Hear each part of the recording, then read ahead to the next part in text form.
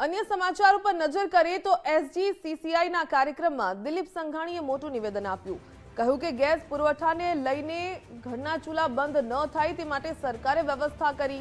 Gas પુરવઠાને લઈને દિલીપ સંઘાણીએ નિવેદન આપ્યું કે ઉત્પાદન વધુ રહેશે તો વેપારીઓને ગેસ પુરવઠો અપાશે।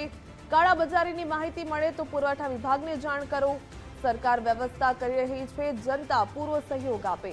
યુદ્ધના કારણે આખી દુનિયામાં સ્થિતિ બગડી હોવાનું પણ દિલીપ સંઘાણીએ નિવેદન આપ્યું।